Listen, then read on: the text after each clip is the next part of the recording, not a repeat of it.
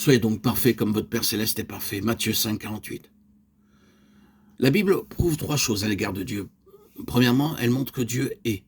Dans leur folie, des hommes de toute race ont essayé de prouver qu'il n'y a pas de Dieu. Mais la Bible déclare qu'il est, et qu'il est un Dieu vivant et personnel. Nous pouvons l'entendre, le sentir et lui parler. Deuxièmement, la Bible nous montre que Dieu est amour.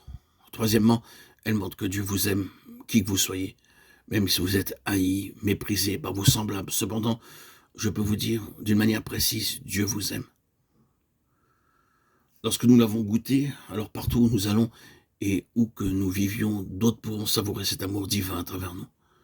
L'amour divin peut couler de nous en tout temps, non pas seulement par notre prédication, mais aussi par nos vies. Notre Seigneur désire que nous soyons un sel pur et bon, bien qu'il adressa ses paroles à une très grande foule sur la montagne.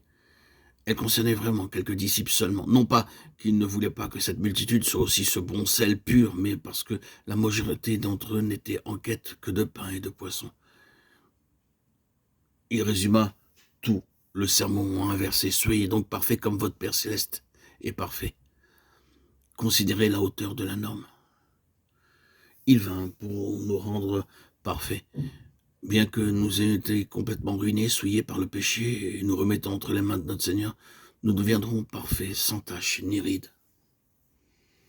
Heureux ceux qui ont faim et soif de la justice, car ils seront rassasiés. Matthieu 5, 6.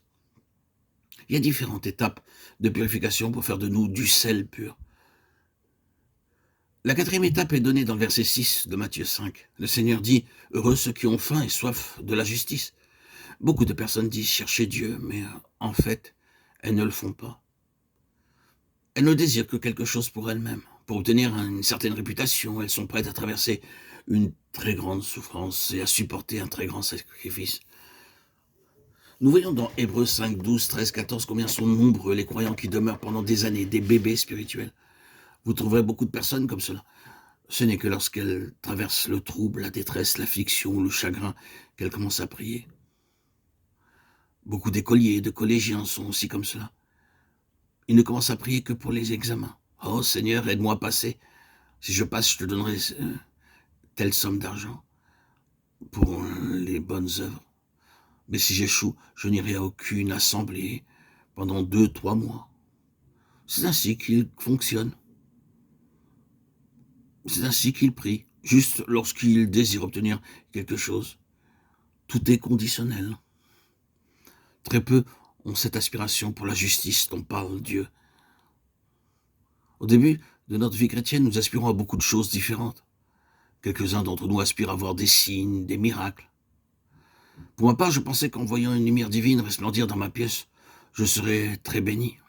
Et ainsi je priais, « Seigneur, envoie la lumière divine dans ma chambre. » Je pensais qu'en voyant une sorte de lumière divine, j'aurais plus de puissance. Alors une nuit, pendant que je priais, je vis une faible lumière resplendir dans ma chambre. Je priais alors de nouveau, « Seigneur, rends-la plus brillante. » Lorsqu'après un moment, j'ouvris de nouveau les yeux, elle était plus brillante. Mais après quelque temps, lorsque j'ouvris la fenêtre, je découvris que la lumière qui pénétrait dans ma chambre était seulement la lumière de la lune